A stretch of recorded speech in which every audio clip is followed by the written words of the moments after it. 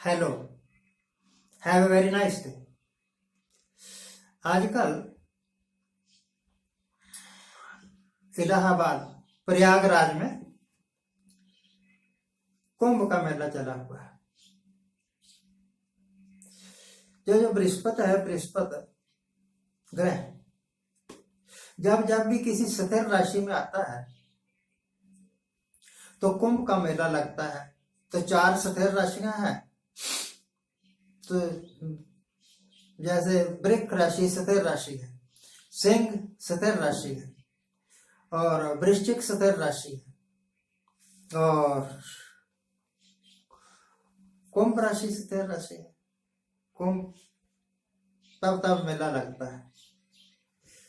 हरिद्वार में लगता है, इलाहाबाद में लगता है, नासिक में लगता है। ऐसे करके 4 स्थान उन्होंने निश्चित कर रखे हैं, वहां पर मेला लगता है। तो इस बार का मेला इलाहाबाद में लगा हुआ है। मैं सोचता था कि ये कुंभ का मेला है ना, जो लोग इस मेले में जाते हैं, जिनकी इस मेले के साथ श्रद्धा जुड़ी हुई है, वो वहां पुण्य कमाने जाते हैं। वो वहां पता नहीं क्या प्राप्त करते हैं, ये तो वही जाने। परंतु शायद इनकी मानसिकता ये है कि वहां जाने से सारे पाप इनके खत्म हो जाएंगे और इनको मोक्ष प्राप्त हो जाएगा। मैं तो यही समझता हूं इतना। तो इस बार के कुंभ मेले में लोग जो कुछ प्राप्त कर रहे हैं, जो मैंने देखा, एक तो मैंने देखा कि कुंभ मेले में आग लग गई थी और वहां पर लगे हुए 200 टेंट स्वाहा हो गए, जल गए। जो टेंट्स में रहते होंगे उनका नुकसान हुआ, उनका सामान जल गया। और भाई जो सामान बचा वो वहां पर घूमने वाले चोर उचक्के उठा के ले गए। मैंने सोचा लोग जाते हैं वहां पुण्य कमाने के लिए, और मैं देख रहा हूं अब टीवी वाले कर रहे हैं कि चोरी हो गई, चोरी हो गई। तो चोरी हो ही गई ना। चोरियां करने जा रहे हैं। चोरियां भी क्या, गैस के सिलेंडर उठा के ले जा रहे हैं। गैस के सिलेंडर उठा के जा रहे हैं। तो शायद इनका पुण्य कमाना इस बात पर निर्भर होगा कि किसने कितनी बड़ी, कितने ज्यादा गैस सिलेंडर उठाए।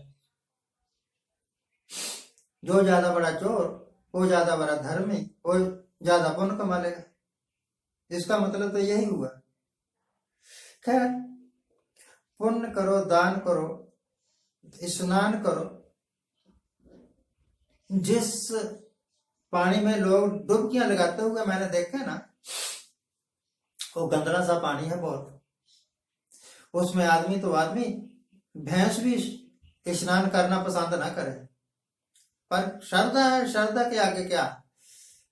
मोदी साहब ने कह दिया कि ये करो तो करो, थाली बजाओ तो बजाओ। क्यों बजाओ, उसका फायदा क्या होगा, कोई मतलब नहीं। तो पंडितों ने कह दिया कि कुंभ का मेला है, वहां जाके नहाओ। और हमारे गांव के अपने पंडित जाते नहीं कुंभ नहाने के वास्ते, लोग जाते हैं। एक चीज तो ये देखी, कुंभ के मेले में चोरियां, कुंभ के मेले में ठगियां, कुंभ के मेले में हेरा फेरियां, लूट खसोट। इतनी पुरुष होने के बावजूद भी चोरियां हो रही है, लूट खसोट हो रही है, ठगबाजी हो रही है। और फिर कहते हैं कि भारत देश महान। काहे का महान? ठगने में महान है, चोरी करने में महान है। मोदी साहब के जब सरकार नहीं आई थी ना, तब वो टोपी वाला बुड्ढा, क्या था नाम उसका, अन्ना हजारे, कहा करता था कि मैं तब तक अनशन करूंगा जब तक हिंदुस्तान से भ्रष्टाचार पूरी तरह खत्म नहीं कर दूंगा। लोकपाल लाओ। लोकपाल लाकपाल तो एक बहाना था। कांग्रेस की सरकार जानी थी और इनको चांस मिलना था, मिल गया। और मेरे देखने से अब in comparison to doctor Manmohan Singh government, भ्रष्टाचार सबसे ज्यादा है। जिस सरकार के ऊपर ये दोष लगा रहे थे कि 2G स्कैम हुआ है, कोयला स्कैम हुआ है, कोर्ट्स ने ये माना कि कोई स्कैम नहीं हुआ था, जो कुछ भी डॉक्टर मनमोहन सिंह सरकार ने किया था वो बिल्कुल ठीक था। और अब ये जो कुछ भी कर रहे हैं मेरे देखने से वो बिल्कुल गलत है। किसी सेठ के हवाले सब कुछ कर देना कोई ठीक बात थोड़ी है। जिन महापुरुषों ने पब्लिक सेक्टर इंटरप्राइजेस बनाए थे, ये Bharat heavy electricals, steel authority of India limited, ऐसे बहुत सारे संस्थान बनाए। हाँ, वो बेवकूफ थोड़े थे। शुरू में अगर ये ना बनाए हुए होते तो आज मोदी सरकार क्या बेचती सेठों को। एक ही सेठ को सारे कुछ दे दो, दूसरे सेठ को सारा कुछ दे दो, पब्लिक जाए बाढ़ में। तो अगर कुंभ नहाने से ही हिंदुस्तान महान होता है तब तो मैं भी डुबकी लगा लूं, पर मुझे पता है किसी के नहाने से किसी की गरीबी दूर नहीं होगी, किसी की बेरोजगारी दूर नहीं होगी। हिंदुस्तान को घुटनों पर ला दिया इस सरकार ने। ये वही मोदी साहब हैं जो कहा करते थे मोदी माय फ्रेंड। अब की बार मोदी साहब कहा करते थे ट्रंप इज माय फ्रेंड। तो अब की बार ट्रंप सरकार, इस बार ट्रंप जीता तो ट्रंप ने इनको पूछा भी नहीं। दूसरी बात कुंभ की मैंने ये देखी कि वहां एक लेडी है, नाम तो उसका कुछ और ही होगा, परंतु टीवी वालों ने, अखबार वालों ने उसका नाम मोनालिसा रख दिया। सारे कुंभ का आकर्षण मोनालिसा है। हर एक चैनल वाला, हर एक यूट्यूबर उसकी फोटो दे रहा है, कहता है कि ये दुनिया की सबसे सुंदर औरत है, उसी की खबरें आ रही है।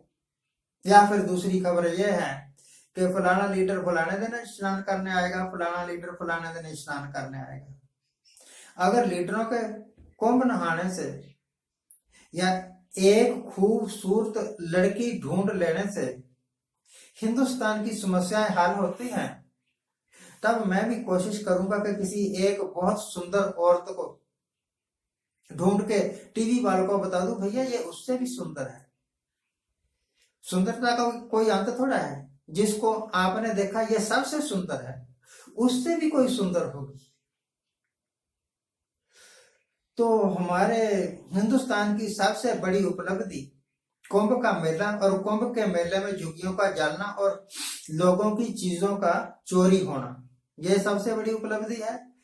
और दूसरा, एक आदिवासी लड़की, माला बेचने वाली आदिवासी लड़की का खबरों में छा जाना कि यह सबसे सुंदर लड़की है, दूसरी सबसे बड़ी उपलब्धि है इस सरकार की।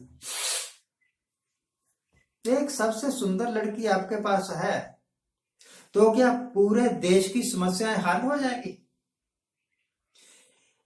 कुंभ के मेले में एक सबसे सुंदर लड़की मालाएं बेच रही है और आपने उसको ढूंढ लिया, तो क्या हिंदुस्तान में से गरीबी हट जाएगी, बेरोजगारी दूर हो जाएगी, महंगाई कम हो जाएगी, तो रुपए की कीमत, क्या रुपया डॉलर के मुकाबले में ज्यादा स्ट्रांग हो जाएगा? अगर नहीं तो मेरी सलाह यह है कि क्यों ये सारी ढकोसलेबाजी कर रहे हो। कुंभ एक धार्मिक उत्सव है, उसको नेचुरली लोगों के द्वारा अरेंज होने दो। सरकारों को उसमें बीच में कूदने की क्या जरूरत है? क्या हिंदुइज्म इतना कमजोर हो गया है कि वो अपने जो त्योहार हैं वो भी मनाने के लिए सरकारों के ऊपर डिपेंडेंट है? तब तो ऐसे हिंदुइज्म को नष्ट ही हो जाना चाहिए, जिसको हर कदम पर सरकारों की प्रोटेक्शन की आवश्यकता पड़े। ऐसे महान देश में सबसे बड़ा धर्म अगर सपोर्ट मांग रहा है सरकारों की, तो वो धर्म नहीं है, बैसाखियों पर चलने वाली की सरकार की तरह है। जब किसी ने बैसाखी खींची, सरकार दिला। Thank you very much for watching, keep watching, please subscribe my channel.